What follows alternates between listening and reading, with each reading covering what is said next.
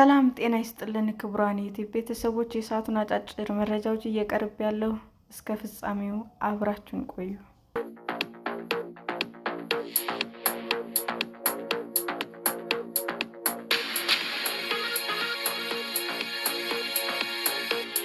በልጄ ላይ የደረሰ ነገር ዛሬ እኔ ላይ ተፈጽሟል። ባሌ ውስጥ ድብደባ የደረሰባቸው የጤና ባለሙያ ለ40 ዓመታት የጤና ባለሙያ ሆነው ያገለገሉት ዋቆ ከድር አርብ ሚያዝያ 2 2018 ዓ.ም በንጋት የተነሱ ከኦሮሚያ ክልል ባሌ ዞን ዋና ከተማ ባሌ ሮቤ ተነስተው ወደ ትውልድ አካባቢያቸው አጋርፍ ከተማ ለመጓዝ ነበረ።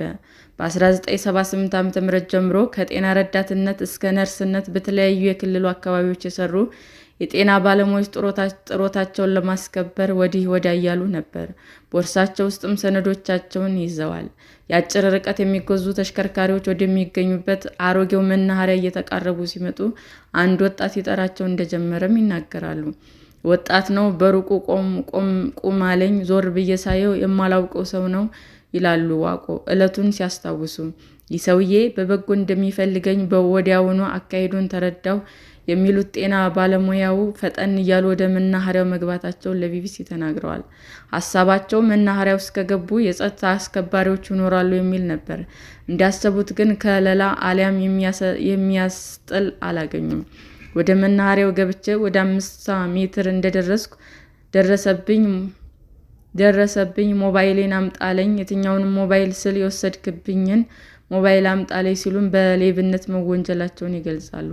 የግለሰቡን ሞባይል አለመውሰዳቸውን ቢናገሩም አልታመኑም።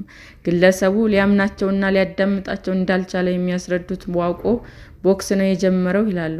ደጋግሞ መታኝ የነበሩት የተሽከርካሪ ረዳቶች፣ መናኸሪያ ውስጥም የነበሩ ሰዎች በቃ ግር ብለው መጡ። እነሱም ሌባ ብለው መቱኝ፣ በኃይል ነው የመቱኝ ሲሉም የደረሰባቸውን ያስታውሳሉ።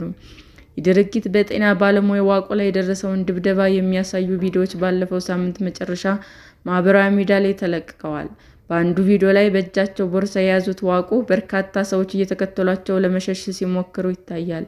አንድ ሰው ዘሎ ማጅራታቸው ላይ በኃይል እጁን ጭንቅላታቸው ላይ ሲያሳርፍም ተቀርጿል። እየጮሁ ለመሸሽ ቢሞክሩም ዋቆ በግራ በኩል ያለው ግንባራቸው ላይ እብጠት ይታያል። ሌላ ቪዲዮ የሚያሳየው ደግሞ በበርካታ ሰዎች ተከበው እየጮሁ ነው።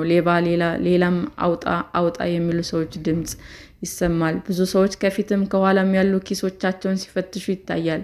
የደረት ኪሶቻቸው የሚፈትሽ አንድ ሰው አንዳንድ ነገር ሲያወጣ ተቀርጿል። ዋቆ ለቢቢሲ ሲናገሩም ቦርሳዬን ፈተሹ፣ ኪሴን ፈተሹ፣ አንድ ይደበድበኛል፣ ሌላው ይረግጠኛል ብለዋል። ለትራንስፖርት ብለው በተለያዩ ኪሶቻቸው ይዘውት የነበረ 4,000 ብር ገደማ መወሰዱን ገልጸዋል። ከብዙ ድብደባ በኋላ በመጨረሻ በአቅራቢያ ወደሚገኝ ፖሊስ ጣቢያ መወሰዳቸውን ያስታውሳሉ።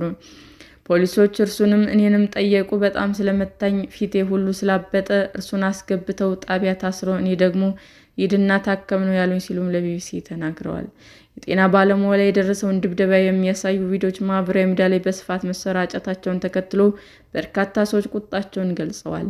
የባሌ ሮቤ ከተማ አስተዳደር ፖሊስ መምሪያም ባወጣው መግለጫ አቶ ዋቆን በመደብደብ የተጠረጠሩ 7 ሰዎች በቁጥጥር ስር መዋሉን አስታውቋል።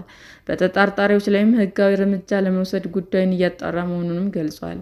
የጤና ባለሙያው ዋቆ በተፈጸመባቸው ድብደባ ከፍተኛ ቁስለት ደርሶባቸው የግራ እጃቸው ትንሿ ጣት ላይም ስብራት ነገር እንደደረሰባቸውም ይናገራሉ። ቁስል ሊድን ይችላል፣ ስጋዬን ነው የመቱኝ፣ ምንም ችግር አይደለም የሚሉት ዋቆ ከአእምሯቸው የማይጠፋው ግን በልጃቸው ላይ የተፈጸመ ተግባር እርሳቸው ላይ መድረሱ እንደሆነ ያስረዳሉ። የ25 ዓመት ልጃቸው ረመዳንን ያጡት በሐምሌ 2010 ዓ.ም ነበር። ወቅቱ የጠቅላይ ሚኒስትር አብይ አህመድ መንግስት ወደ ስልጣን መምጣቱን ተከትሎ በተለያዩ የሀገሪቱ ክፍሎች ግጭቶችና አለመረጋጋቶች የበረከቱበት ነበር። በኦሮሚያና ሶማሌ ክልሎች አዋሳኝ አካባቢዎች ግጭት ተነስቶ ነዋሪዎች መገደላቸው ይታወሳል። የጤና ባለሙያ ዋቆ እንደሚናገሩትም ልጃቸው ረመዳን የመኪና ረዳት ነበር። የመኪና ረዳት ስለነበረ ከሮቤ ወደ ሶማሌ ክልል ሲሄድ እዛ ደርሶ በሶማሌ ልዩ ኃይል በዱላ በአሰቃቂ ሁኔታ ተገድሏል ይላሉ። ልጃቸው ሞት ሐዘን ውስጥ ከቷቸው እንደነበር የሚናገሩት ዋቆ ከቢቢሲ ጋር ቃለ መጠይቅ ቢያደርጉበት ወቅትም መናገር ከብዷቸው ለሴኮንዶች ዝም ይሉ ነበረ። ሐዘን በተጫነው ድምፅ በልጄ ላይ የደረሰ ነገር ዛሬም በእኔ ላይ ተፈጽሟል ብለዋል። ከአእምሮ የማይጠፋው ሁለት ነገር ነው። አንደኛ በልጄ ላይ የደረሰው ነገር የአእምሮ ቁስለት ሆኖብኛል። ደግሞም እንደዛ አይነት ነገር በእኔ ላይ ሲደርስ ተጨማሪ ቁስለት ነው ሲሉም ተናግረዋል። ስልክ ሰርቆኛል በሚል የወንጀላቸው ወጣት ነገሩን ሳይረዳ ለቦክስ መሮጡ ጥሩ አይደለም፣ መታኝ፣ ጎዳኝ፣ ሌሎችም ደጋግሞ አጋለጠኝ ሲሉም በደቦ የደረሰባቸውን ድርጊት እንዳሳዘናቸው አንስተዋል። ግለሰቡ ቦርሳቸው ውስጥ ያሉትን ሰነዶች ከተመለከተ በኋላ እንደተደናገጠ፣ መሳሳቱ እንደገባውና እንደተጸጸተ ገልጸዋል። በተለይ ወጣቶች ነገሩን ሳያጣሩ ለድብደባ መጻደፋቸው አንስተው ወቅሰዋል። ዋቆ በባሌ ሮቤ ከተማ መናኸሪያ ውስጥ የደረሰባቸው ድብደባ ተቀርጾ በማህበራዊ ሚዲያ መሰራጨቱም ስጋት ላይ ጥሏቸዋል። እያንዳንዱ ሰው ጋር ሲደርስ ብዙ ሰውን የሚያየው ለእኔ ጥሩ እንዳልሆነ አውቃለሁ ብለዋል። ዋቆ ላይ የተፈጸመውን ድብደባ የሚያሳዩ ቪዲዮዎች ከተለቀቁ በኋላ የማህበራዊ ሚዲያ ተጠቃሚዎች እርዳታ እንዲያደርጉላቸው ጠይቀዋል። ቅዳሜ ዕለትም በአዲስ አበባ ኤግዚቢሽን ማዕከል የሽልማትና የምስጋና ስራ ሲያካሂድ የነበረው አዋሽ ባንክ ለአቶ ዋቆ የ500,000 ብር የክብር ሽልማት ማበርከቱን አስታውቋል። የባሌ ሮቤ ከተማ አስተዳደርም ለጤና ባለሙያዎች ቤት መስሪያ መሬት እንዳበረከተላቸው የሚገልጹ መረጃዎች በስፋት ተሰራጭተዋል። ስለ እነዚህ ስጦታዎች ከቢቢሲ ጥያቄ የቀረበላቸው ዋቆ የተለያዩ ሰዎች ወደ ባንክ አካውንታቸው ካስገቡት የተወሰነ ገንዘብ ውጭ እጃቸው ላይ የገባ ነገር እንደሌለም ተናግረዋል። ሰላም ጤና ይስጥልን ውድ የዩቲዩብ ቤተሰቦቼ እንዴት ናችሁ? አዲስ ጀማሪ ነኝና ሰብስክራይብ ያደረጋችሁ አበረታቱኝ። አመሰግናለሁ። የዩቲዩብ አድማጮቻችን ለሰዓቱ ያቀረብኩላችሁ አጫጭር መረጃዎች ይህንን ይመስል ነበር። በሌላ መረጃ እስክንገናኝ ሼር፣ ላይክ፣ ሰብስክራይብ እንዲሁም ቢቀርብልን የምትሉት መረጃ ካለ ኮመንት እያደረጋችሁ ቸር ቆዩን።